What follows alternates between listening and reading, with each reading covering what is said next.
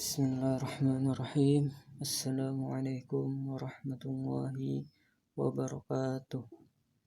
Ini hanyalah video sederhana dan ala kadarnya, namun mudah-mudahan bisa bermanfaat bagi kita semua, baik itu di dunia maupun di akhirat. Amin amin ya rabbal alamin.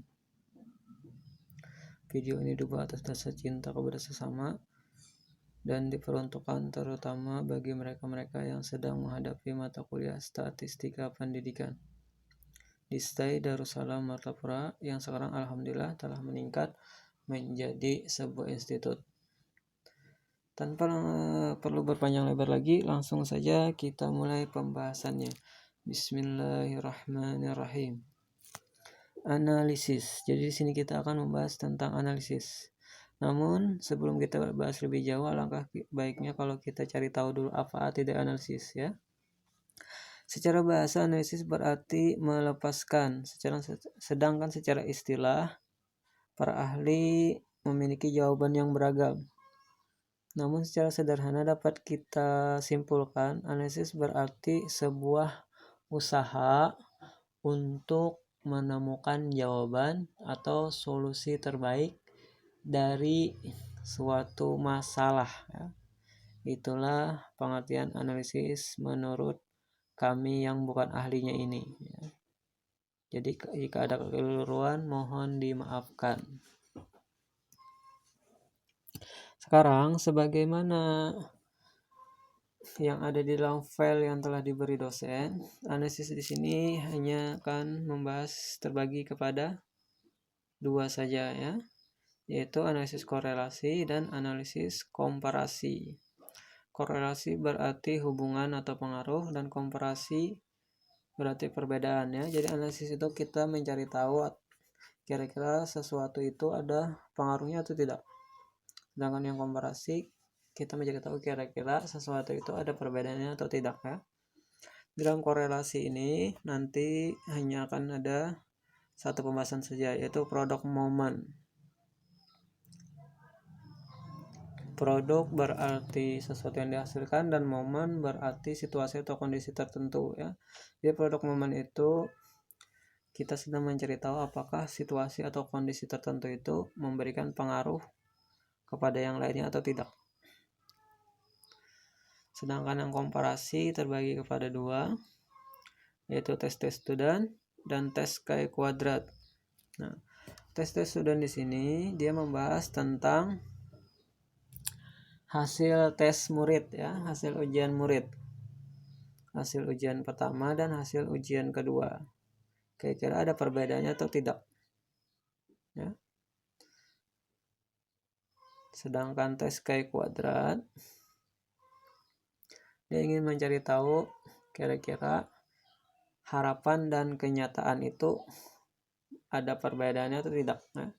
Apakah ada perbedaannya antara harapan dengan kenyataan ya. Itu secara sederhananya.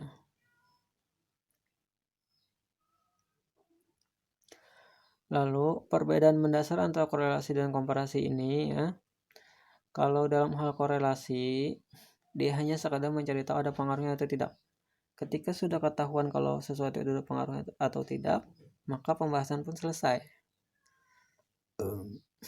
Sedangkan komparasi dia tidak cukup sampai di situ ya. Dia tidak hanya sekadar mencari perbedaan, tapi yang utamanya adalah ingin mencari tahu perbedaan itu kira-kira menunjukkan apa ya. Perbedaan itu menunjukkan apa. Karena ketika ada suatu perbedaan, maka biasanya ada sesuatu di baliknya ya. Sesuatu yang perbedaan itu menunjukkan sesuatu.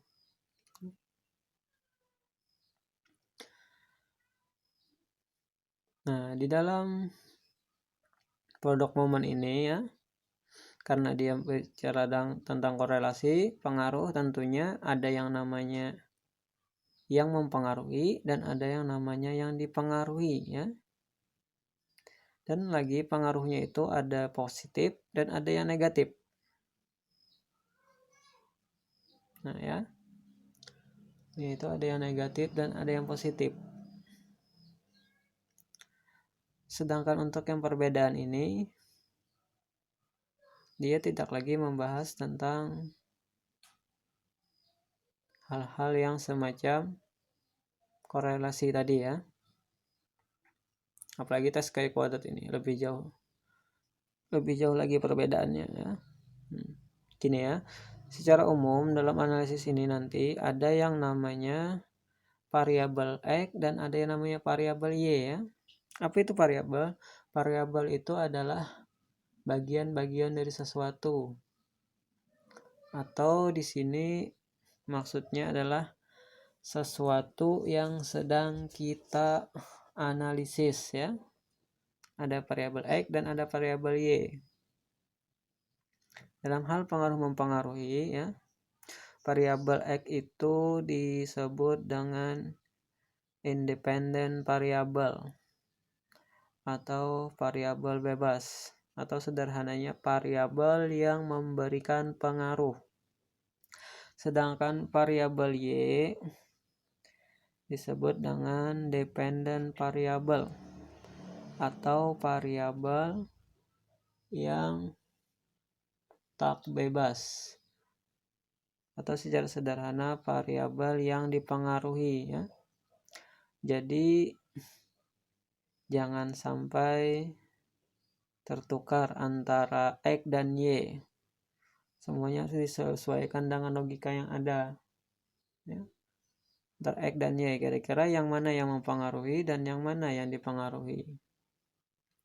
Misalnya antara kerajinan belajar siswa dengan prestasi belajar siswa. Kira-kira yang mana mempengaruhi, yang mana dipengaruhi. Tentunya logikanya adalah kerajinan belajarnya itulah yang mempengaruhi prestasi belajarnya, ya kan? Semakin rajin belajar, maka akan semakin bagus prestasinya. Jadi, kerajinan belajarlah yang mempengaruhi hasil prestasi belajarnya ya, bukan sebaliknya.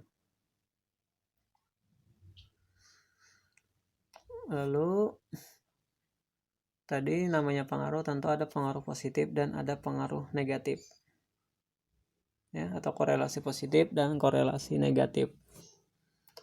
Dan jangan sampai salah paham ya, positif dan negatif ini mungkin tidak sama dengan apa yang kalian pikirkan. Yang dimaksud positif dan negatif di sini adalah arahnya ya, arah pengaruhnya.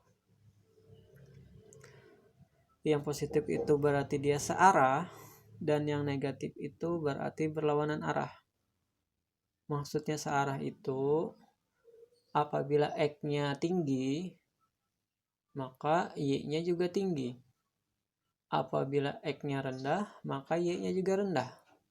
Nah, itu namanya searah ya. Semakin rajin belajar, maka akan semakin bagus prestasinya. Itu berarti positif, dia searah ya. Atau jadi semakin rendah kerajinan belajarnya, maka akan semakin rendah pula hasil prestasi belajarnya ya. Bila X naik, Y juga naik. Bila X turun, Y juga turun. Itu namanya searah. Sedangkan yang negatif berarti dia berlawanan arah. Jadi apabila X naik, Y menjadi turun ya. Semakin tinggi X, maka semakin rendah Y. Semakin rendah X, semakin tinggi Y. Misalnya tingkat kemalasan siswa dengan prestasi belajar mereka ya. Semakin tinggi tingkat kemalasannya, maka akan semakin rendah prestasi belajarnya. Itu logikanya ya. Itu logikanya.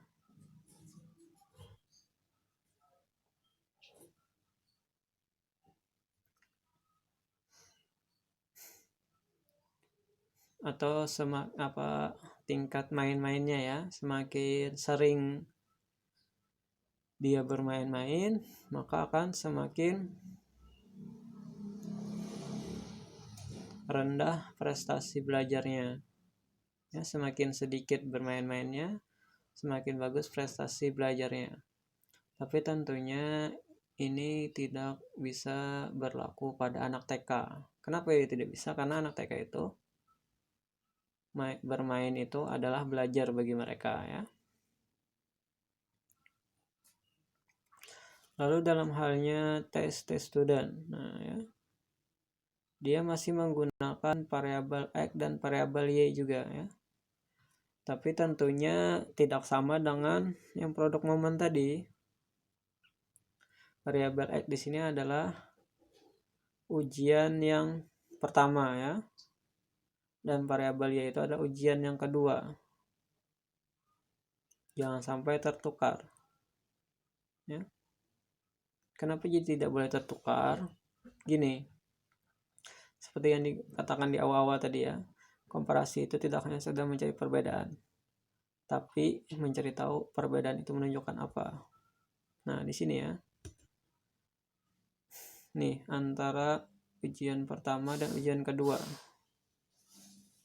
Jika ada perbedaan, maka kita akan mencari tahu perbedaannya itu kira-kira ujian yang kedua itu nilainya lebih tinggi atau malah menurun, ya, meninggi atau menurun. Tentunya kalau ternyata meningkat yang ujian kedua, berarti kemampuan siswanya meningkat, ya kan? Kalau ternyata hasil ujian keduanya menurun, maka berarti kemampuan siswanya menurun. Kalau tertukar, maka otomatis akan kacau jadinya, ya. Kesimpulannya akan kacau kalau sampai tertukar antara X dan Y-nya.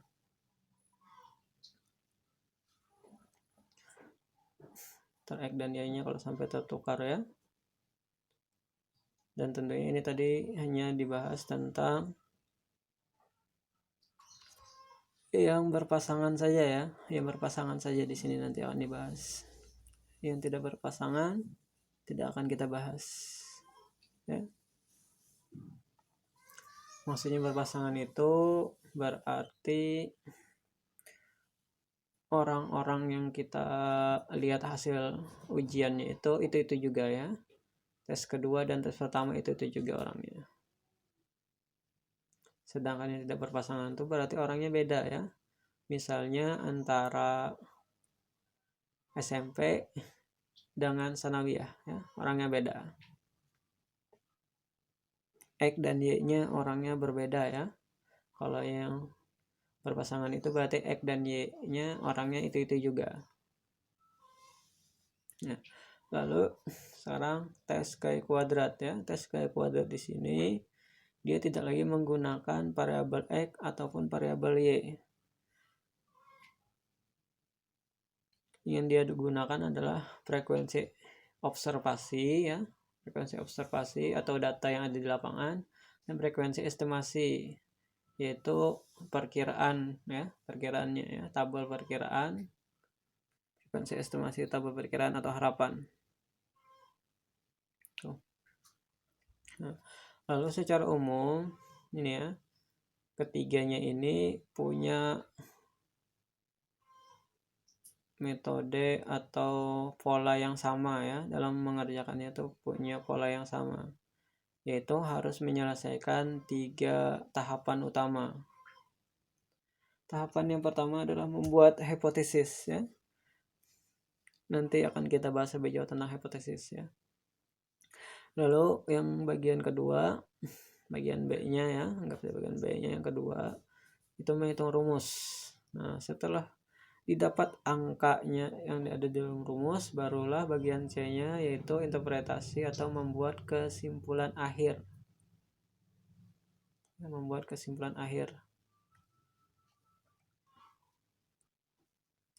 Namun sebelum menjawab 3 hal utama itu, kalian harus dulu menyelesaikan tabel, ya, menyelesaikan tabel. Karena angka-angka yang ada di tabel itulah nanti yang akan dimasukkan ke dalam rumusnya. Jadi kalau ada kesalahan di tabel, otomatis rumusnya akan kacau, ya, angka hitungan di rumusnya akan kacau kalau ada kesalahan di tabel. Jadi jangan sampai ada kesalahan sedikit pun. Dan kalau rumusnya angka yang dirumus kacau, otomatis kesimpulan akhirnya juga akan kacau. Jadi hati-hati sekali ya. Sekarang coba kita bahas tentang hipotesis tadi ya, hipotesis. Kita bahas lebih jauh tentang hipotesis. Ya. Tapi sebelum itu kita pahami dulu arti kata hipotesis ya. Hipotesis itu terdiri dari dua kata, yaitu hypo dan tesis. Hypo itu artinya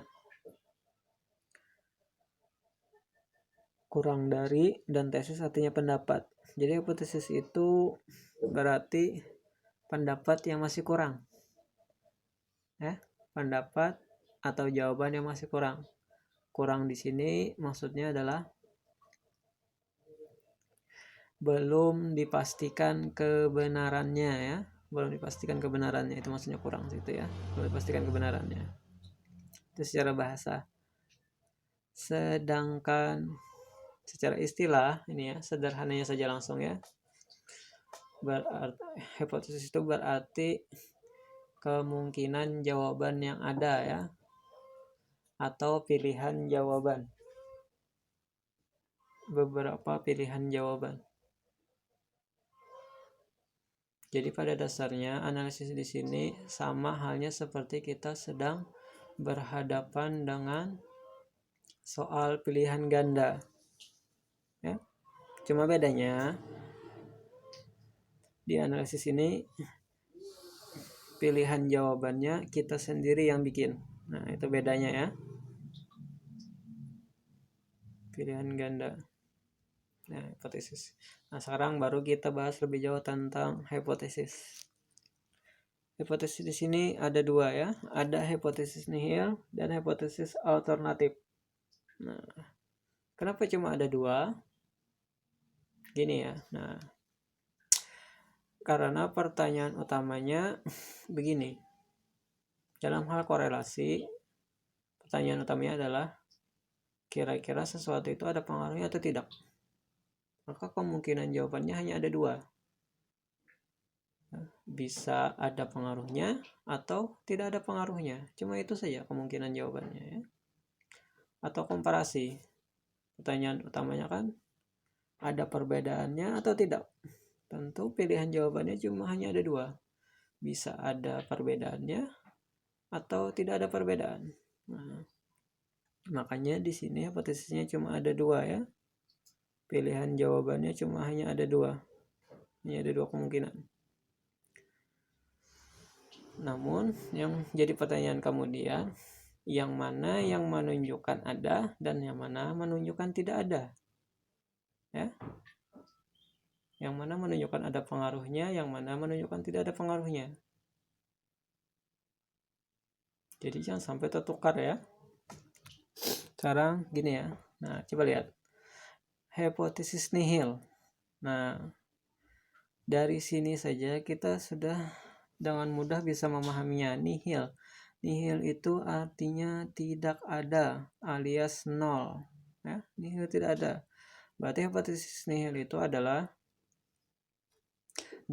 pilihan jawaban yang menunjukkan ketidakadaan ya. Ketidakadaan, tidak ada korelasinya atau tidak ada komparasinya ya, menunjukkan ketidakadaan. Sedangkan hipotesis alternatif ini menunjukkan ada ya.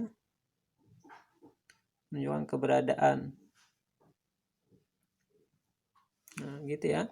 Jadi jangan sampai tertukar yang mana menunjukkan ada dan yang mana menunjukkan tidak ada. Pokoknya nihil itu berarti tidak ada ya. Atau tidak terdapat. Kalau alternatif ini berarti ada atau terdapat. Nah, sekarang baru kita belajar cara sederhana membuat kalimat untuk hipotesisnya, baik itu yang nihil maupun alternatif. Nah, untuk hipotesis nihil dulu ya. Hipotesis nihil. Tadi kan jelas tidak ada atau tidak terdapat. Berarti kalimatnya tidak terdapat. Sedangkan untuk alternatif berarti kebalikannya. Terdapat. Lalu terdapat apa atau tidak terdapat apa? Jika korelasi berarti nihilnya tidak terdapat korelasi. Sedangkan yang alternatifnya berarti terdapat korelasi positif ataupun negatif. Tadi ya sudah dijelaskan negatif atau positifnya.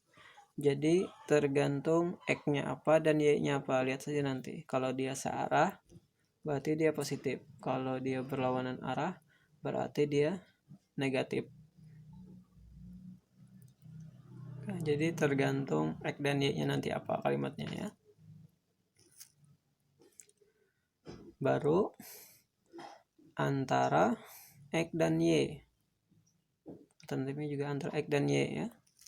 Jadi nanti tulis apa kalimat X-nya di sini. Kalau misalnya prestasi belajar berarti antara prestasi belajar, Y-nya misalnya bukan ya. Misalnya X-nya adalah kerajinan belajar dan Y-nya prestasi belajar, berarti antara kerajinan belajar dan prestasi belajar siswa ya. Gitu. Dan ini sama saja ya. Nah, perbedaan mendasarnya cuma dari kalimat tidak nih. Nah, di sini ada positif dan negatifnya ya. Ini untuk yang korelasi. Sekarang bagaimana yang komparasi?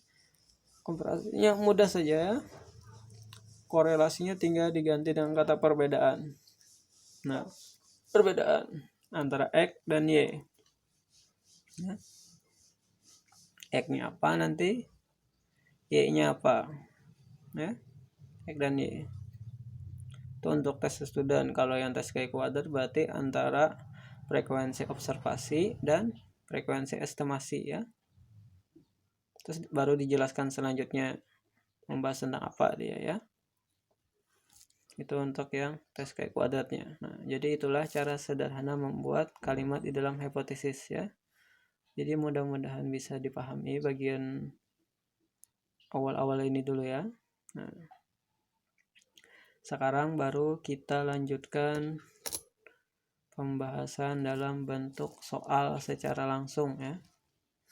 Jadi kita mulai ya pembahasan selanjutnya. Bismillahirrahmanirrahim. Nah, sekarang contoh korelasi produk momen. Nah, ini ada tabel ya nih. Tabel hasil pengamatan kerajinan belajar siswa dan prestasi belajar siswa ya. Ini ada X dan Y ya. X ini kerajinan belajar siswanya dan Y-nya prestasi belajar siswa. Terus ada subjek. Subjek ini berarti orang-orangnya. Ada si A, si B, si C dan seterusnya ya. Nah, ini kerajinan belajarnya ya. Di sini ada angka-angkanya. Tentunya karena statistik itu sifatnya adalah kuantitatif, jadi segala sesuatu yang bersifat kualitatif harus diubah dulu menjadi kuantitatif atau dalam bentuk angka ya. Jadi, tentunya ada teknik khusus mengubah kualitatif menjadi kuantitatif. Ada teknik khusus tapi tidak akan dibahas di sini ya. Ini yang langsung masaknya saja ya. X-nya dan ini Y-nya. Nanti ke samping kita lengkapi tabelnya dan ke bawah juga kita lengkapi ya. Sekarang kita coba melengkapinya.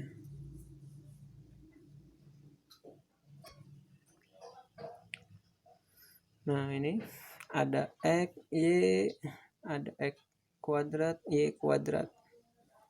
X, Y ini jelas ya, X dikali Y. Sedangkan X kuadrat berarti X-nya dikuadratkan dan Y kuadrat berarti Y-nya dikuadratkan.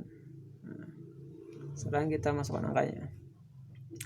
4 dikali untuk X-Y-nya ya. 4 dikali 6 sama dengan 24. Dan seterusnya.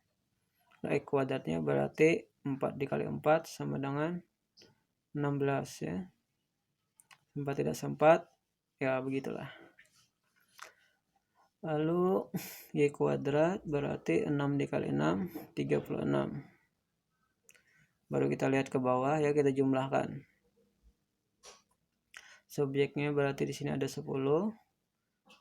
X-nya jumlahnya berarti 60, Y-nya 70, XY 427, X kuadrat 378, Y kuadrat 498. Baru kita kasih lambangnya ya. 10 itu adalah N, 60 ada sigma X, sigma itu artinya jumlah ya. 70 sigma Y, 427 sigma X Y, 378 sigma X kuadrat, 498 sigma Y kuadrat. Nah, jadi selesailah kita mengisi tabel. Ingat, jangan sampai ada kesalahan dalam mengisi tabel, karena itu kesalahan yang akan sangat fatal. Kita lanjutkan lagi ya. Ketika tabel sudah selesai, baru kita masuk ke bagian A-nya ya, yaitu membuat hipotesis. Nah, hipotesis cuma ada dua tadi ya. Dan nihil ada alternatif. Nihil berarti tidak terdapat korelasi antara X dan Y ya, antara kajian belajar siswa dan prestasi belajar siswa. Dan alternatifnya hilangkan kata tidaknya. Dan di sini diberi positif ya, karena dia searah. Antara kerajinan belajar siswa dan prestasi belajar siswa itu searah ya. Kalau sudah dibikin hipotesisnya, baru kita masukkan angka yang ada di tabel tadi ke dalam rumus. Nah, ini rumusnya ya. Nah, itu RXY. Banyak sekali ya, itu lambang-lambangnya. Membacanya saja juga bingung ya. Tapi tadi kan kita sudah memberi lambang untuk yang angka-angka yang ada di tabel. Sekarang coba kita masukkan ya. Ini tadi kan angka-angkanya ada N, sigma X, sigma Y, sigma XY, sigma Y kuadrat, dan sigma Y kuadrat. Nah, sekarang kita masukkan angka-angkanya. Nah, lalu ini lihat baik-baik ya. Nah, jangan sampai salah memasukkan angka-angkanya ini. Jangan sampai ada keliru sedikit pun memasukkan angka-angkanya ini ya. Nih, di sini kan ada sigma X kuadrat. Sedangkan yang ini sigma X dalam kurung, baru di luarnya ada kuadrat. Berarti antara yang ini dan ini beda ya. Sigma X kuadrat ini berarti sigma X yang kuadrat, yaitu yang 378 ya. Sedangkan ini sigma X dalam kurung, berarti dia sigma X-nya dulu, berarti yang 60 ya. Baru 60-nya itu nanti dikuadratkan. Nah, itu untuk yang ini ya. Begitu juga yang ini nih. Sigma Y kuadrat, dan ini sigma Y dalam kurung, baru di luarnya dikuadratkan ya. Jangan sampai keliru mengisinya. Nanti kacau ya. Dan lagi, ketika ada hitung campuran, didahulukan yang mana dulu ya. Bila ada kalian dan pengurangan, yang mana kira-kira yang didahulukan ya. Sesuaikan dengan logika matematikanya ya, yang kita pelajari di sekolah tingkat dasar dulu ya. Jika pengurangan dan pengalian, maka yang didahulukan adalah pengaliannya dulu ya.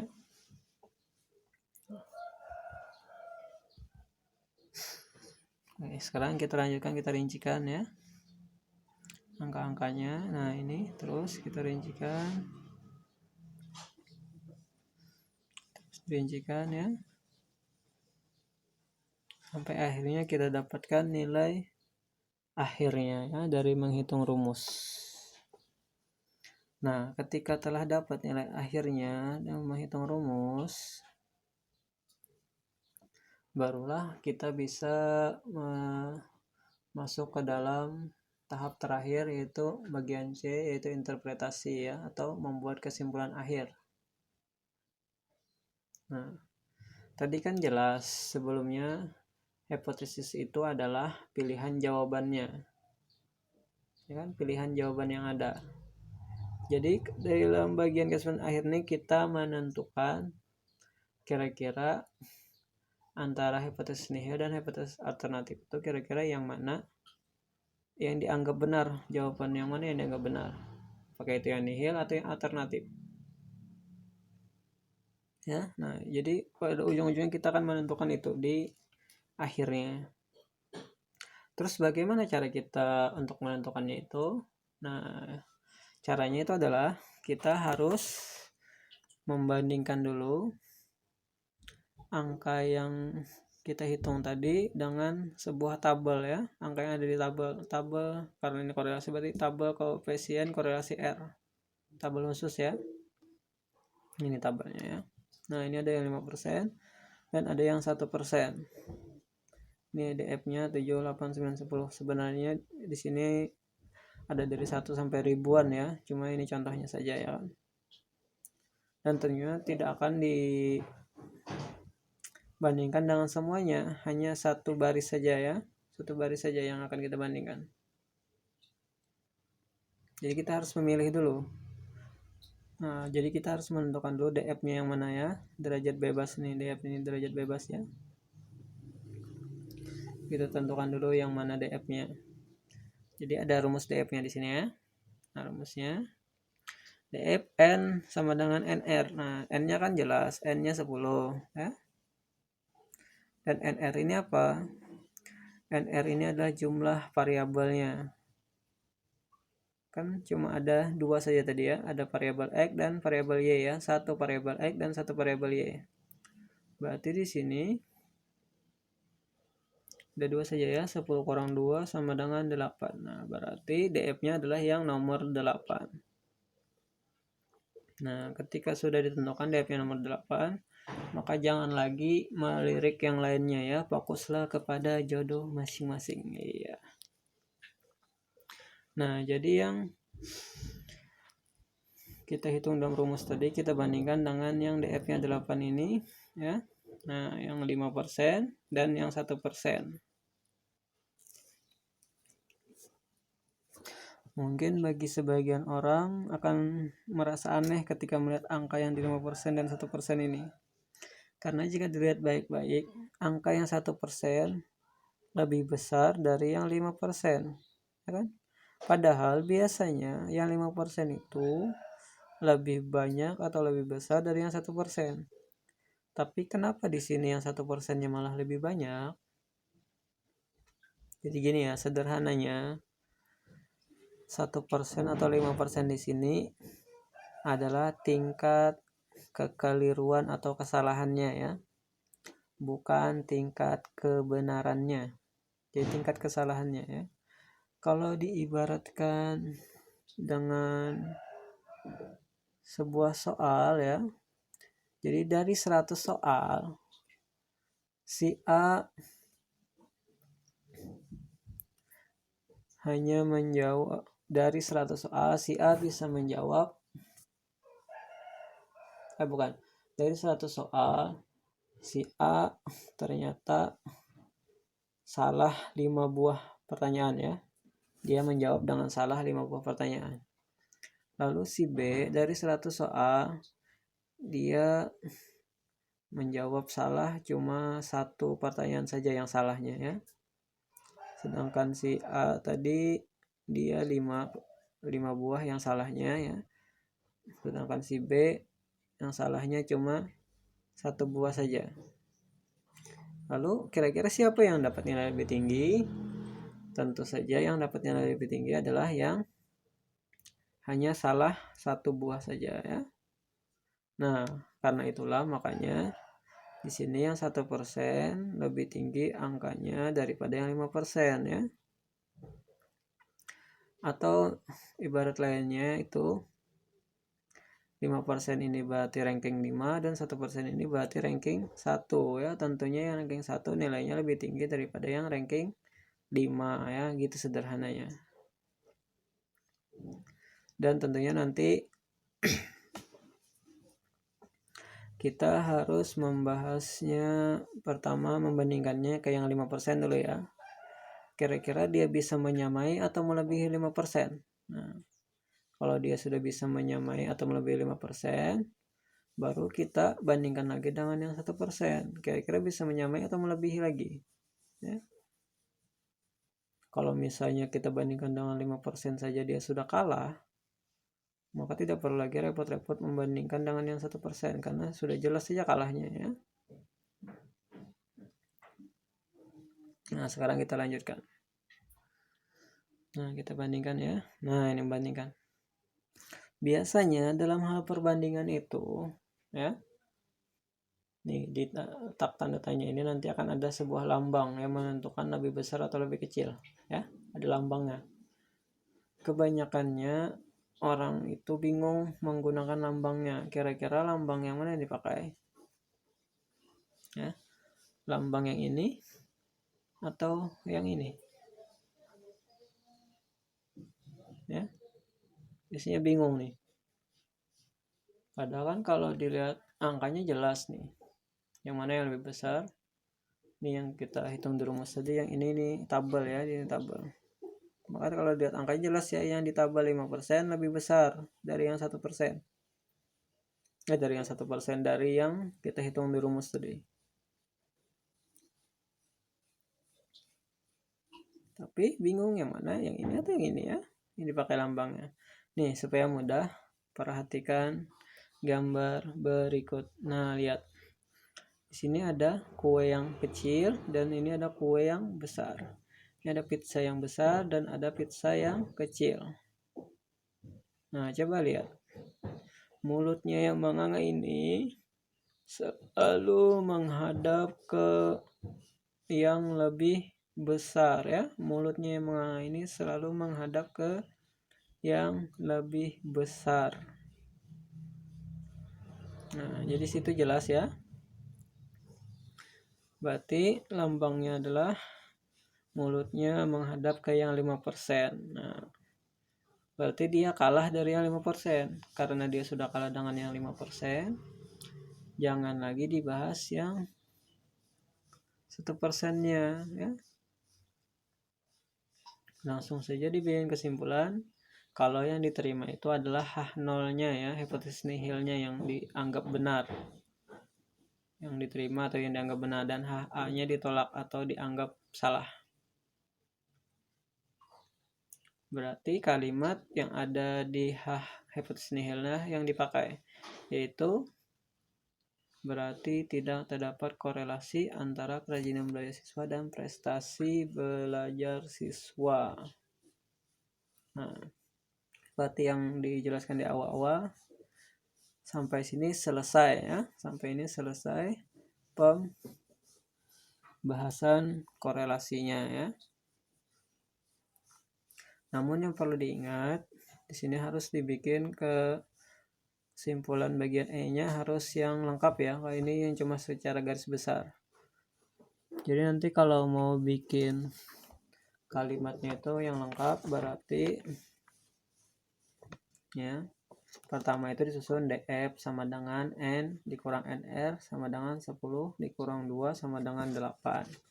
Terus pada DF 8 nilai R tabel taraf signifikan 5% sama dengan 0,632. Dan taraf signifikan 1% sama dengan 0,765. Baru selanjutnya karena RXY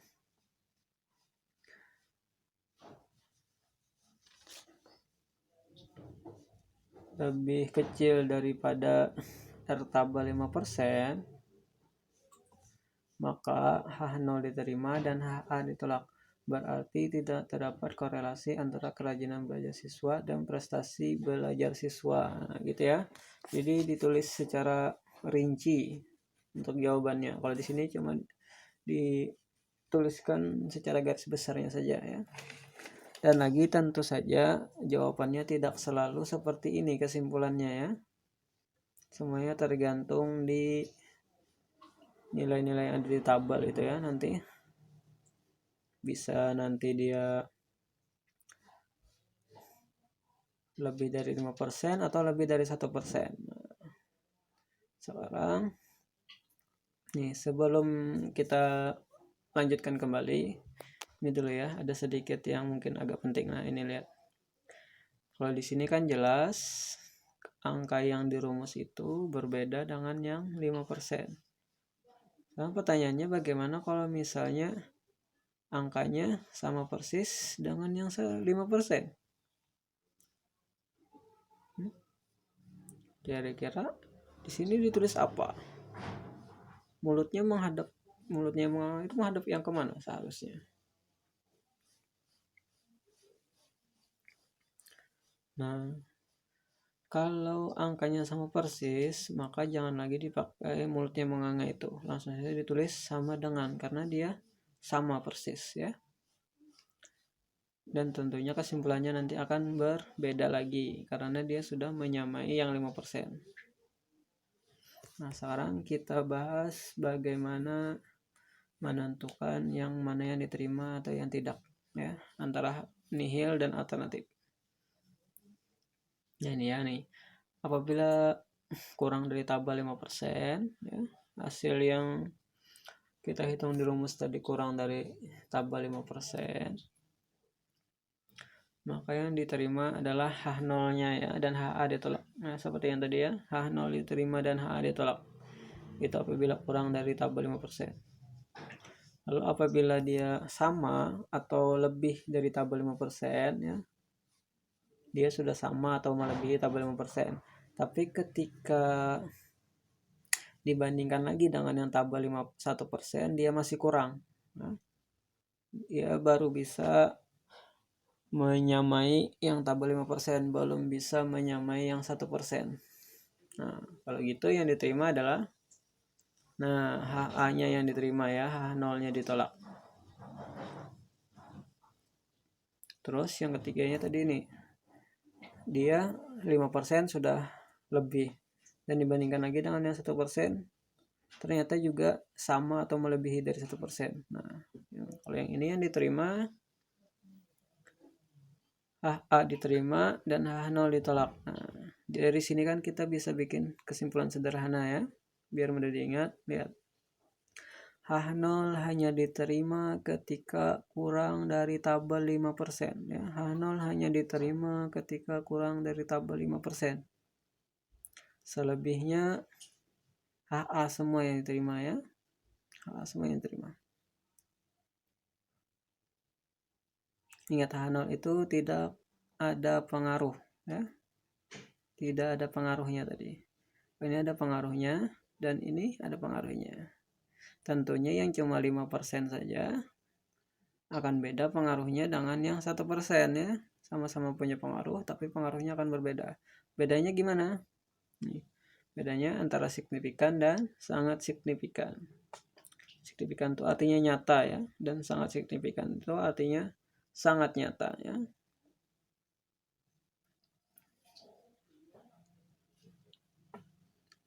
Kalau diibaratkan dalam sehari-hari itu ya,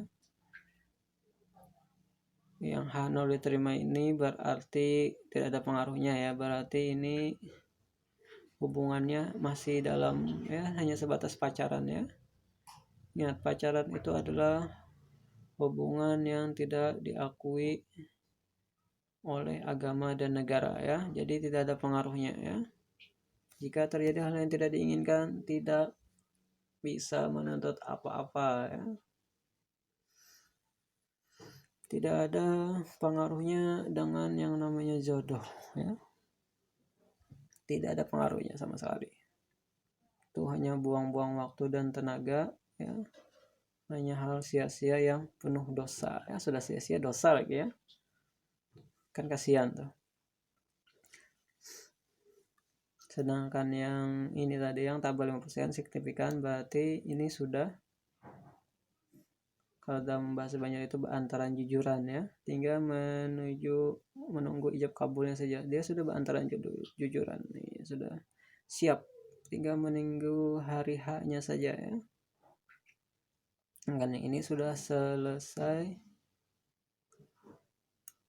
ijab kabul ya, sudah selesai ijab kabul. Sudah ijab kabul dan sudah sah jadi suami istri, berarti pengaruhnya jelas ya. Nyata sekali dia itu berjodoh ya.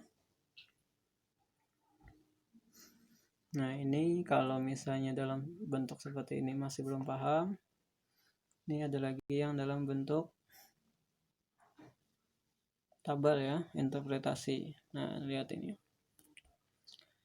Ada HA, ada H0, ada 1%, 5%. Ya. Apabila angka yang kita hitung di rumus itu kurang dari 5%, maka disitulah H0 diterima ya, dan HA-nya ditolak. Namun apabila dia bisa melebihi 5% atau bahkan 1%, maka disitulah HA-nya diterima ya. Kalau H0 yang diterima berarti tidak ada hubungan apa-apa di antara kita ya, tidak ada pengaruh apa-apa. Terus yang 5% berarti signifikan ya, ada hubungan ya, ada hubungan signifikan di antara kita. Persennya ini ada hubungan yang sangat atau pengaruh yang sangat signifikan. Nah, jadi mudah-mudahan bagian ini sudah bisa dipahami ya. Sekarang kita lanjutkan ke pembahasan yang contoh kedua ya. Tadi ini produk momen sudah selesai. Sekarang kita bahas ke selanjutnya ya. Bismillahirrahmanirrahim. Nah, ini contoh komparasi tes student ya. Ingat tadi ya dikatakan tes student di sini kita hanya membahas yang berpasangan ya. Artinya orang yang kita periksa hasil tesnya itu yang pertama yang kedua orang itu juga ya, tidak berbeda. Terus ini tabel hasil tes terhadap siswa sebelum dan sesudah penerapan metode baru dalam belajar ya. Jadi ceritanya di sini adalah membahas tentang penerapan metode baru ya, atau anggap saja begini sederhananya, hasil tes sebelum siswa tersebut ikut kursus dengan hasil tes sesudah siswa itu ikut kursus. Misalnya kursus bahasa Inggris ya. Misalnya kursus bahasa Inggris. Sebelum ikut kursus nilainya berapa dan sesudah ikut kursus nilainya berapa. Kira-kira ada peningkatan atau malah penurunan ya sesudah ikut kursus. Nah, itu. Intinya semacam itulah. Di sini ada subjek ya. Subjeknya orang-orangnya berarti ada si A, si B, si C dan seterusnya. Ini ada X-nya tadi ya, yang sebelum ya, nilai sebelum ikut kursus. Dan Y-nya ini yang nilai yang sesudah dia ikut kursus. Ya, nilai hasil ujiannya ya. Sama seperti tadi ya. Tabelnya ini harus kita lengkapi dulu ke samping dan ke bawah. Sekarang kita coba ya melengkapinya. Pertama, nih ada D dan D kuadrat ya. D itu berarti selisih ya. Tentunya cara menghitungnya X dikurangi Y, berarti 4 kurang 6 minus 2. Nah, D kuadrat itu berarti nilai D-nya dikuadratkan ya. Berarti minus 2 dikali minus 2 sama dengan 4 ya. Ingat, minus dikali minus sama dengan plus ya. Jadi kalau tidak mau repot, langsung anggap aja langsung saja 2 dikali 2 sama dengan 4 ya. 4, 1 dikali 1 sama dengan 1. 2 dikali 2 sama dengan 4 gitu ya, langsung saja. Karena 2 dikali 2 dengan minus 2 dikali minus 2 hasilnya kan sama-sama 4 ya. Gitu. Sekarang lagi kita lanjutkan ke bagian bawahnya jumlahnya ya. Bagian 10, X-nya 60, Y-nya 70, D-nya minus 10, dan D kuadratnya 22. Terus kita beri lambangnya ya. 10 itu N, 70 itu sigma X, 60 sigma X, 70 sigma Y, minus 10 sigma D, dan 22 udah sigma D kuadrat. Nah, sekarang sudah selesai bagian tabelnya. Baru kita masuk ke bagian A-nya ya, yaitu membuat hipotesis. Ada nihil dan ada alternatif. Nah, nihilnya adalah tidak terdapat perbedaan antara X dan Y tadi ya. Antara hasil tes sebelum penerapan metode baru dan sesudah penerapan metode baru dalam belajar pada siswa ya. Untuk yang alternatifnya tinggal hilangkan kata tidaknya saja ya. Ingat ya, ini tidak ada lagi kalimat perbedaan positif atau negatif ya, karena beda-beda saja ya. Jadi jangan ditulis lagi perbedaan positif atau negatif di sini ya, langsung saja perbedaan ya, tidak terdapat perbedaan saja langsung. Baru selanjutnya, nah ini lihat di sini ada berapa buah rumus nih. 1, 2, 3, 4, 6. Ada 6 buah rumus ya yang harus diselesaikan. Kalau yang korelasi tadi kan cuma ada satu rumusnya, walaupun agak banyak isinya ya, tapi dia cuma satu rumus saja. Sedangkan ini terlihat sedikit aja isinya, tapi terdiri dari banyak rumus. Gini ya, kenapa jadi harus sebanyak ini? Padahal sebenarnya untuk test student tuh rumusnya cuma yang satu ini saja. Ya, cuma satu ini saja. Terus kenapa jadi harus muncul sebanyak ini? Gini ya, coba lihat bagian atasnya nih. Ini ada rataan hitung D atau nilai rata-rata D. Ya kan? Nah, di dalam tabel di awal tidak ada nilai rata-rata D. Maka karena itulah dicari dulu nilai rata-rata D-nya berapa. Nah, makanya ada muncul rumus nilai rata-rata D. Terus di bawahnya ada standar error D, ya. Di dalam tabel di awal tadi juga tidak ada nilai standar error D-nya berapa. Karena itulah dicari dulu nilai standar errornya. Makanya muncul rumus standar error. Nah, di dalam mencari rumus standar error itu juga harus menggunakan angka simpangan baku D-nya. Nah, sedangkan di dalam tabel belum ada lagi nilai simpangan bakunya berapa. Karena itulah dicari dulu simpangan bakunya berapa. Nah, makanya muncul lagi rumus simpangan baku. Dan tentunya ini yang data tunggal ya, bukan data terkelompok. Ya, karena tabelnya itu bentuknya adalah data tunggal, bukan data terkelompok. Terus, kenapa lagi di sini ada nilai rata-rata X dan nilai rata-rata Y ya. Ini Y-nya, ini X-nya. X ini yang sebelum ikut kursus tadi dan Y ini yang sesudah ikut kursus. Ya. Kenapa jadi harus ada ini lagi padahal di sini kan tidak perlu.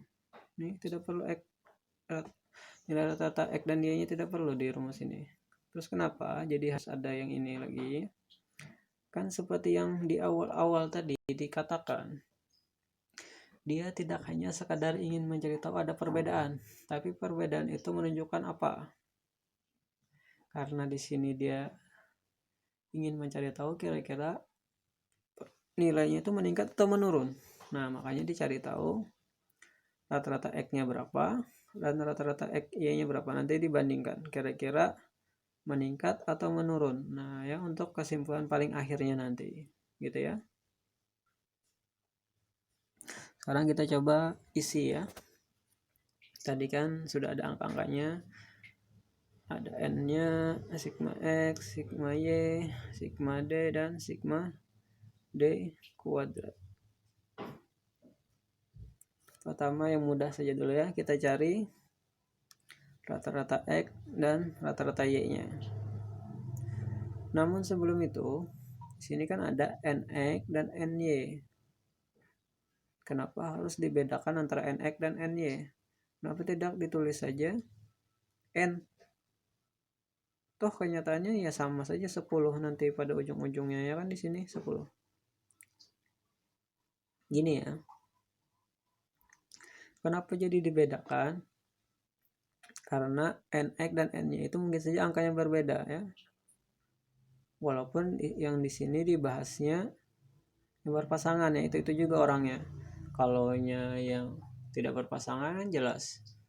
Yang muridnya di SMA dengan murid di Aliyah kan jelas kemungkinan ada bedanya jumlahnya.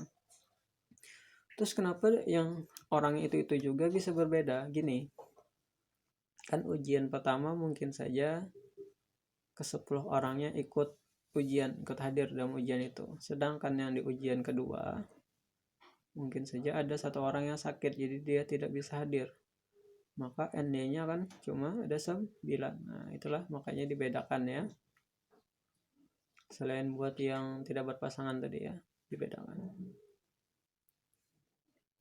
Nah itu sedikit penjelasannya. Sekarang saatnya kita memasukkan angkanya.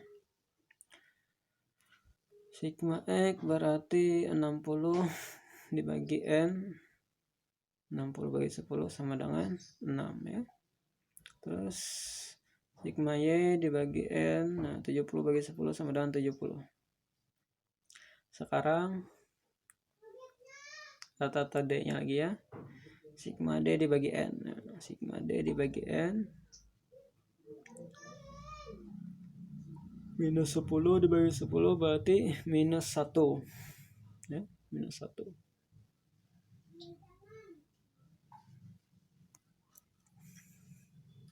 Nah, berarti sudah didapat angka yang untuk diletakkan di bagian atas ya. Sekarang kita lanjutkan lagi simpangan bakunya. Nah, kita masukkan angka simpangan bakunya lalu kita rincikan ya. Nah, kita rincikan. Ingat jangan sampai keliru dalam perinciannya ya, harus benar. Akhirnya didapat angkanya. Nah, ini. Kita sudah bisa didapat angkanya, baru kita masukkan ke simpangan. Untuk standar errornya ya, masukkan ke rumus standar error. Nah, ini. Dan ingat, ketika ada angka yang terlalu banyak di belakang koma, maka itu bisa dibulatkan ya, bisa dibulatkan menjadi beberapa angka saja. Tentunya pembulatannya harus baik dan benar ya, jangan sembarangan, ada aturan tertentunya. Jadi kalau mau membulatkan, bulatkanlah dengan baik dan benar, jangan sampai keliru pembulatan, karena banyak yang kesalahannya itu sebenarnya sepele saja ya, dia keliru dalam pembulatan, tapi ternyata akibatnya fatal ya, mengakibatkan kesalahan di kesimpulan akhir dan akhirnya menjadi kacau jawabannya. Sekarang tanda errornya kita rincikan. 10 dikurang 1, 9, angka dari 9 adalah 3. Nah, ya, baru dibagi 3 itu dapat hasilnya. Nah, sekarang angka yang di atas dan di bawah sudah kita dapatkan. Tapi sebelum itu lihat, ini ada garis, 2 buah garis yang mengurung dari rataan hitung D atau nilai rata-rata D ya. Ada 2 buah garis yang menjepitnya. Nah, apa maksudnya ini ya? Padahal kan nilai rata-rata D itu cuma ini saja lambang. Terus kenapa harus ada garis di sini? Garis di sini adalah menunjukkan nilai mutlak. Dan apa itu nilai mutlak? Nilai mutlak itu artinya nilai yang tidak akan pernah mau minus ya. Jadi ketika angka yang minus dimasukkan ke dalam sini, maka minusnya akan hilang. Ya, minusnya akan hilang.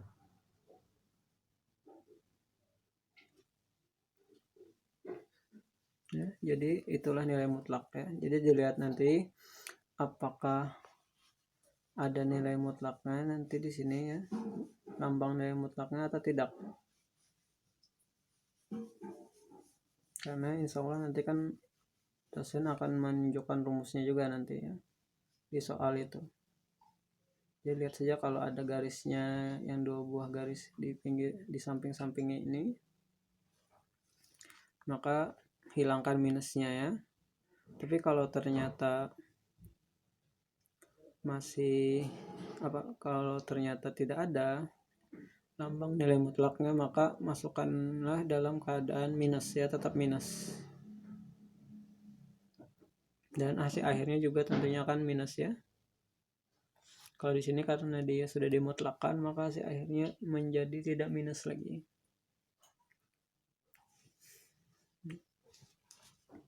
Dan kalau yang dia di sini masih minus, misalnya di sini, terus di sini juga tetap minus, baru nanti tulis nilai mutlaknya adalah 2,740 ya gitu. Sekarang pertanyaannya, kenapa jadi harus dijadikan nilai mutlak? Gini ya, karena kesimpulan akhirnya nanti kan dia membandingkan dengan tabel, dan di tabel itu tidak ada satupun yang minus. Jadi kalau rumusnya minus, angka hasil akhir di rumus minus, otomatis dia akan selalu kalah dengan yang di tabel ya. Dia akan selalu potensi nihil yang diterima ya. dan itu akan membuat kesimpulan yang kacau. Makanya dimutlakkan agar bisa dibandingkan dengan baik dan benar, ya. Nah, sekarang ketika sudah dapat angkanya, baru kita bikin kesimpulan akhir, ya. Kita bandingkan dengan tabel T. Ini namanya tabel T, ya. Kalau tadi kan tabel R. Bandingkan dengan yang sama saja seperti tadi, ya. Ada yang 1 sampai ribuan DF-nya, ya, tapi ini yang diperlukan saja dituliskan di sini. Pertama kita tentukan dulu nilai DF-nya, ya. Ini N dikurang 1. Ingat ya, ini 1 bukan interval. Ini 1, ya, angka 1. Jadi 10 dikurang 1 sama dengan 9. Nah, berarti DF-nya adalah yang ada di angka 9. Nah, sekarang kita bandingkan. Masih ingat tadi cara membandingkannya, ya? Mulutnya yang menganga selalu menghadap ke yang lebih besar. Nah, kita lihat, kita bandingkan dengan yang 5%. Oh, ternyata dia bisa mengalahkan yang 5%. Mulutnya menganga ke yang hitungan rumus, ya. Lalu kita bandingkan dengan, karena dia bisa mengalahkan 5%, coba kita adu lagi dia dengan yang 1%, ya. Kira-kira bisa menyamai atau mengalahkan atau tidak? Ternyata dia tidak bisa mengalahkan yang 1%. Berarti dia cuma sekadar mencapai yang 5% saja, ya. Dan yang diterima adalah H0 ditolak dan HA diterima, ya. H0 ditolak dan HA diterima. Lalu ketika lebih dari 5%, namun masih kurang dari 1%, maka kalimatnya adalah signifikan, ya. Kalimatnya adalah signifikan. Jadi di HA-nya nanti akan ada muncul kalimat signifikannya, yaitu seperti ini. Nah, berarti terdapat perbedaan yang signifikan antara hasil tes sebelum penerapan metode baru dan sesudah penerapan metode baru dalam belajar pada siswa. Nah, tentunya seperti yang dikatakan tadi, belum selesai, ya. Kalau yang korelasi tadi kan sudah selesai sampai sini saja. Kalau ini belum selesai. Nah, sekarang kita lihat nilai rata-rata X dan Y-nya, ya. Dan nilai rata-rata X dan nilai rata-rata Y. Nah, X ini yang nilai sebelum ikut kursus, dan Y ini yang sesudah ikut kursus, ya. Nilai X-nya tadi 6, Y-nya 7. Lihat, ini kan terdapat perbedaan yang signifikan, berarti dikatakan X dan Y-nya ada bedanya. Lihat, memang ada bedanya, ya, 6 dan 7. Terus menunjukkan apa perbedaan itu? Oh, ternyata di sini dia perbedaannya meningkat nih, ya. Dari 6 meningkat ke 7. Nah, berarti kesimpulan akhirnya, nah, karena hasil tes sudah penerapan metode baru, ya, lebih tinggi dari hasil tes sebelum penerapan metode baru, maka dapat disimpulkan bahwa penerapan metode baru dalam belajar dapat meningkatkan prestasi belajar siswa. Nah, jadi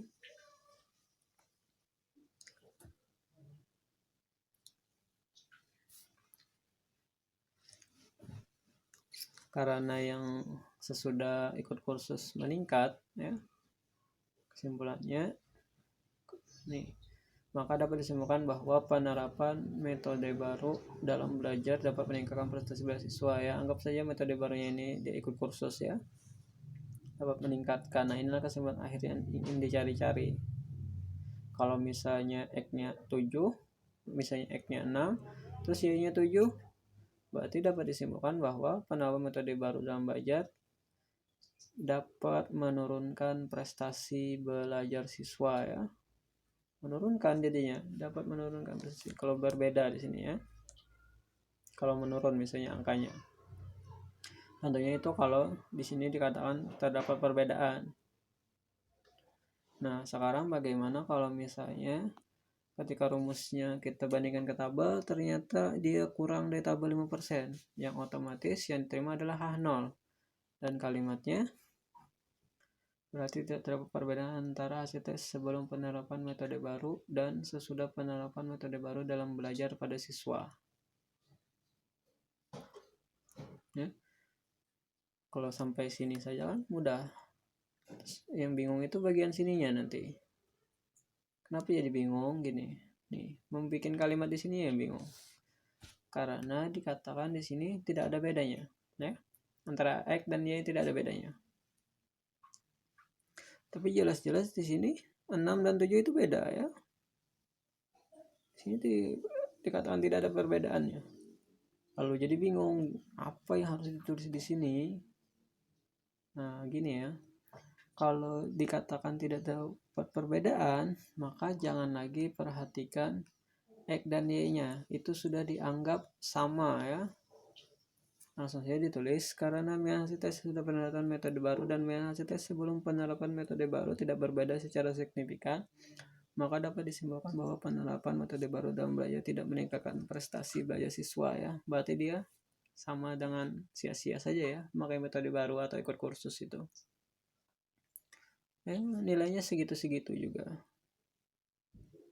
Tapi masih mending kalau tetap sama, ya. Kalau yang menurun tadi, wah itu yang gawat.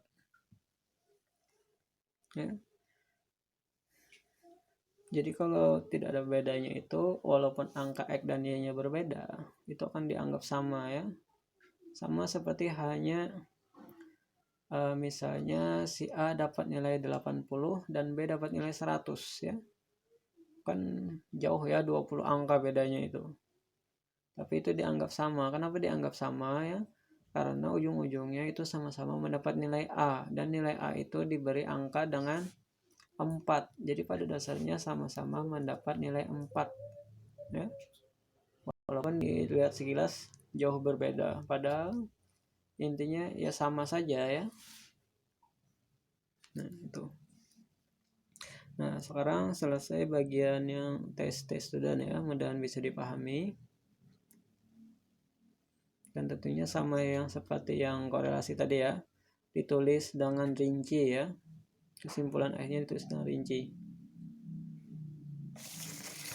Pertama, tentunya tulis dulu DF sama dengan N dikurang 1 sama dengan 10 dikurang 1 sama dengan 9. Terus pada DF 9 nilai T tetap signifikan 5% sama dengan 2,26. Dan tetap signifikan 1% sama dengan 3,25. Baru karena T tabel lebih kecil, karena T hitung lebih kecil dari T tabel 5%, maka H0 diterima dan H ditolak. Itu kalau yang dia kurang dari tabel 5% seperti yang ada ini, ya. Nah, berarti tidak terdapat perbedaan antara hasil tes sebelum penerapan metode baru dan sesudah penerapan metode baru dalam belajar pada siswa. Karena hasil tes sebelum tes sesudah penerapan metode baru dan hasil tes sebelum penerapan metode baru tidak berbeda secara signifikan, maka disimpulkan bahwa penerapan metode baru dan belajar tidak meningkatkan prestasi belajar siswa, ya. Jadi tulis secara rinci untuk interpretasi atau kesimpulan akhirnya. Sekarang kita lanjutkan ke pembahasan selanjutnya. Pembahasan terakhirnya, ya. Bismillahirrahmanirrahim.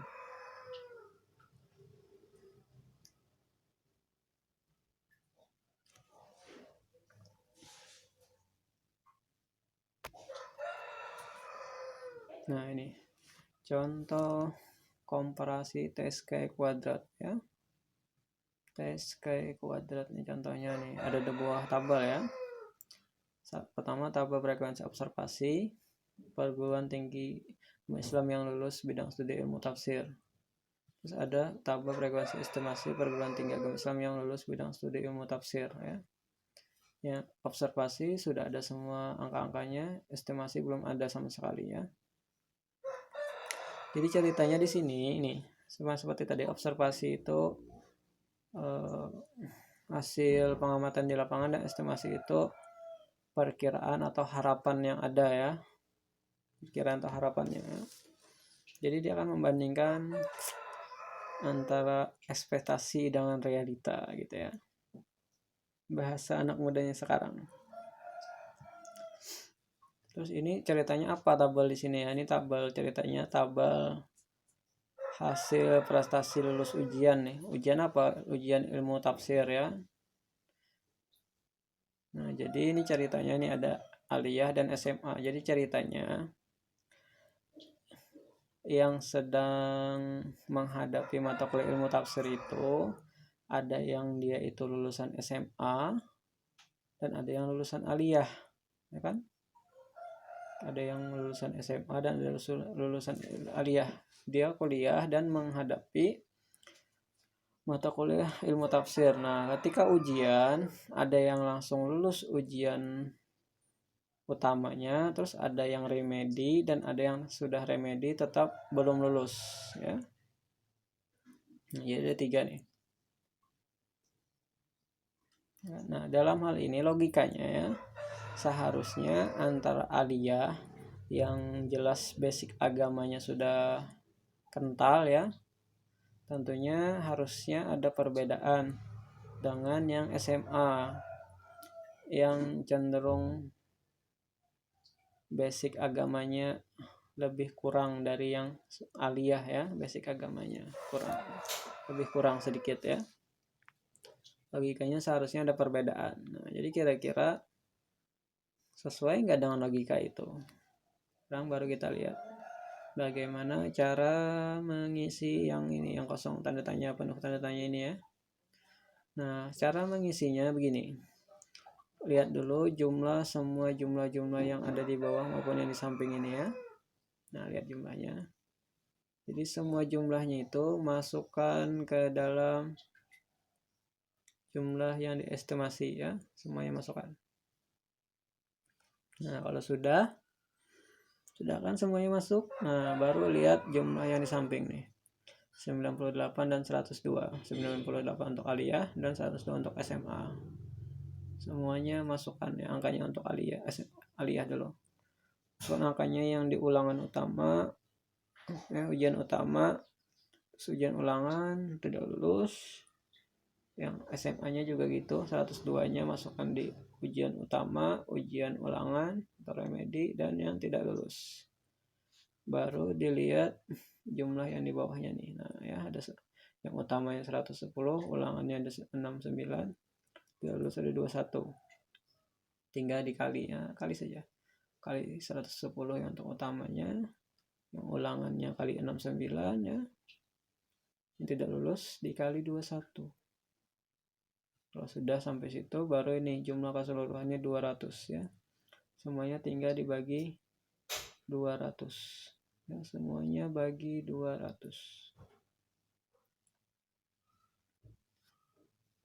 Kalau sudah baru kita jumlahkan sama dengan nah ya, jumlahkan semuanya.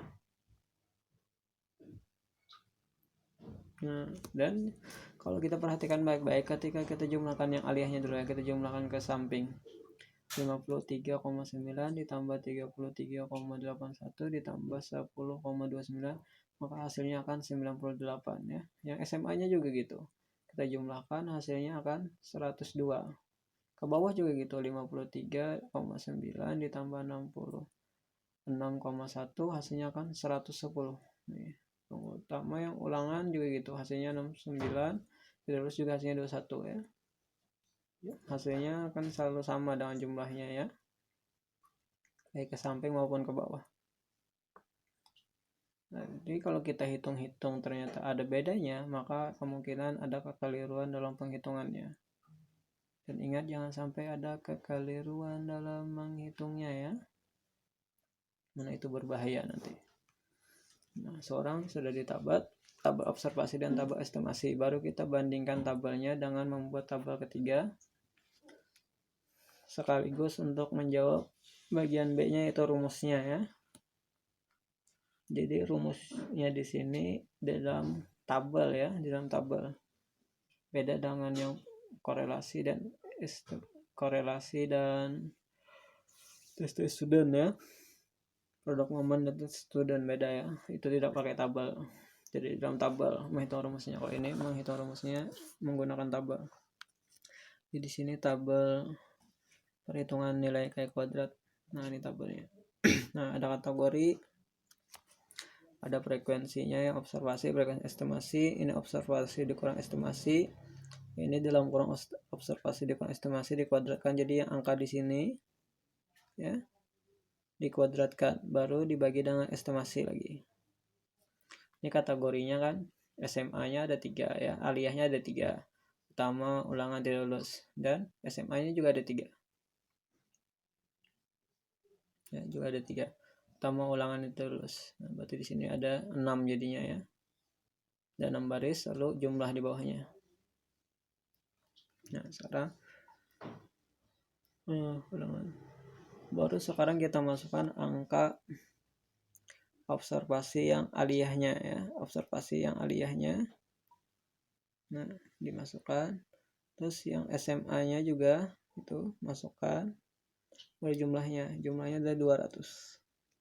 Ya, estimasinya juga ya, yang aliyahnya masukkan angkanya. Yang SMA-nya juga, nah, masukkan angkanya, baru dijumlahkan, jumlahnya 200.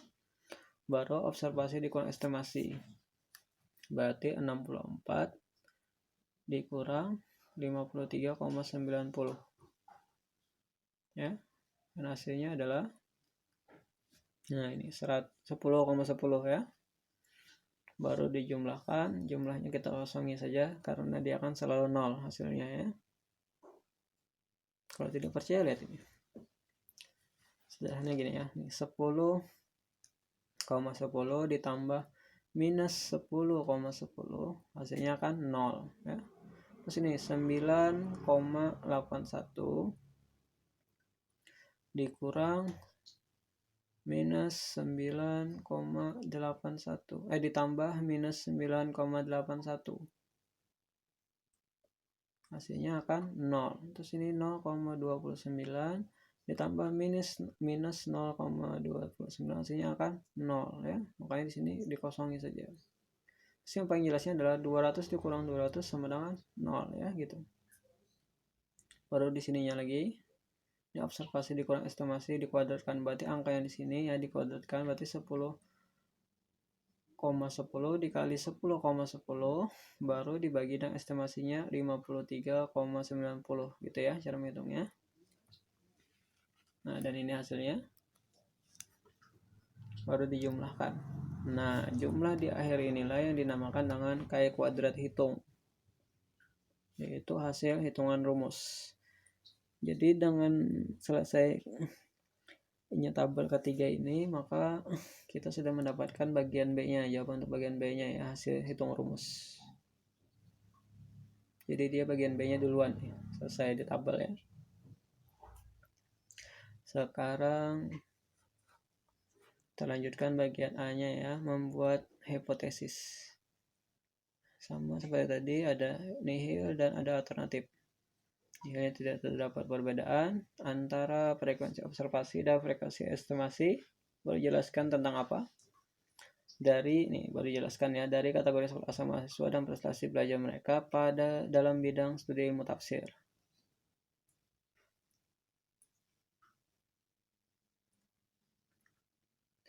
Baru yang alternatifnya, tinggal hilangkan kata tidaknya saja ya. Selesai. Tadi bagian B-nya sudah didapat angkanya ya. Berarti langsung kita ke bagian C-nya, membuat interpretasi atau kesimpulan akhir. Nah, inilah kesimpulan akhirnya, yaitu kita bandingkan dengan hasil rumus tadi, kita bandingkan dengan tabel nilai K kuadrat, dan ini tabelnya ya. Kita tentukan dulu DF-nya. Ini rumusnya DF B kurang 1 dikali K B kurang 1. Nah, sekarang B itu apa dan K itu apa ya? Gini, B itu baris dan K itu kolom. Nah, sekarang coba kita kembali dulu ya. Baris dan kolom, berarti dia berhubungan dengan tabel. Nah, kita lihat tabel. Nah, di sini ada 3 buah tabel. Kira-kira tabel yang mana yang kita lihat baris dan kolomnya? Ada tabel nilai K, ada estimasi, dan ada observasi ya. Ingat, jangan yang dilihat itu jangan yang kayak kuadrat ya. Dilihat itu antara dua saja, ada observasi atau estimasi karena bentuk tabelnya sama persis ya. Angkanya saja yang beda. Ya, jadi kita lihat salah satunya saja, observasi atau estimasi. Sekarang kita lihat yang estimasi saja ya. Nah nih, lihat terus yang mana yang baris dan yang mana yang kolom. Jangan sampai ketukar ya. Ingat, baris itu artinya ke bawah, kolom itu berarti ke samping. Ya, kolom itu ke samping, baris ke bawah.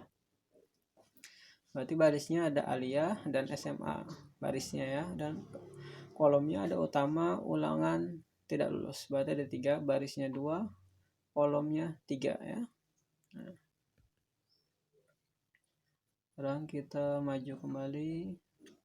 Jadi sudah didapat barisnya 2, kolomnya 3. Kita rincikan. Nah, 1 kali 2, 2. Berarti DF-nya adalah yang nomor 2.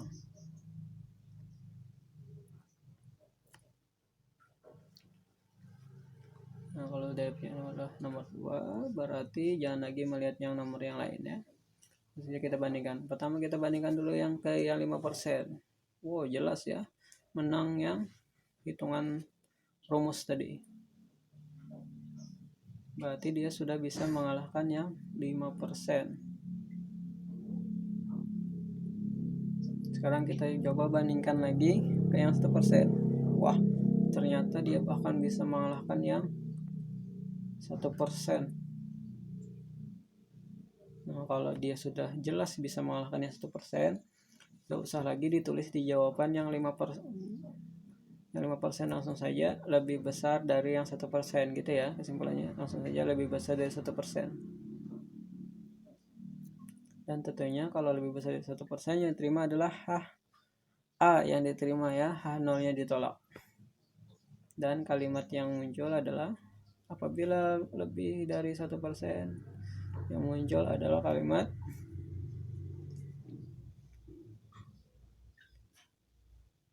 sangat signifikan ya. Jadi kesimpulannya, nah berarti terdapat perbedaan yang sangat signifikan antara frekuensi observasi dan frekuensi estimasi. Ini belum selesai, baru kita lanjutkan lagi. Sehingga dapat disimpulkan juga bahwa terdapat perbedaan yang sangat signifikan pada prestasi belajar dalam bidang studi ilmu tafsir antara para mahasiswa perguruan tinggi agama Islam yang berasal dari madrasah aliyah dan SMA ya. Jadi kesimpulannya memang sesuai ya dengan yang diperkirakan, yaitu ada perbedaan yang sangat signifikan ya antara yang lulusan madrasah aliyah dengan lulusan SMA. Tapi di sini tidak dijelaskan apakah perbedaannya itu SMA lebih hebat atau yang aliyah yang lebih hebat ya. Pokoknya beda saja ya. Nah, dan seperti yang sudah tadi ditulis dengan jelas dan lengkap ya, rinci. Jadi nanti ditulis DF sama dengan dalam kurung B dikurang 1 dalam kurung K dikurang 1 sama dengan dalam kurung 2 dikurang 1 dalam kurung 3 dikurang 1 sama dengan 1 dikali 2 sama dengan 2 ya. Pada DF sama dengan 2, nilai K kuadrat tabel 5% sama dengan 5,991 dan K kuadrat tabel 1% 9,210. Karena K kuadrat hitung lebih besar dari K kuadrat tabel 1%, maka H0 ditolak dan HA diterima. Berarti terdapat perbedaan yang sangat signifikan antara frekuensi observasi dan frekuensi estimasi. Sehingga dapat disimpulkan juga bahwa terdapat perbedaan yang sangat signifikan pada prestasi belajar dalam bidang studi ilmu tafsir antara para mahasiswa perguruan tinggi agama Islam yang berasal dari madrasah aliyah dan SMA. Nah, jadi selesailah pembahasan kita dengan kalimat tadi ya. Semoga bermanfaat. Kami dari Komunitas Mijiwara di bawah Kementerian Penelitian dan Pengembangan Intelektual BEM Stay Darussalam Martapura. Mohon maaf kalau jika ada kesalahan, ya. Wallahul muwaffiq ila aqwamit thoriq. Wassalamualaikum warahmatullahi wabarakatuh.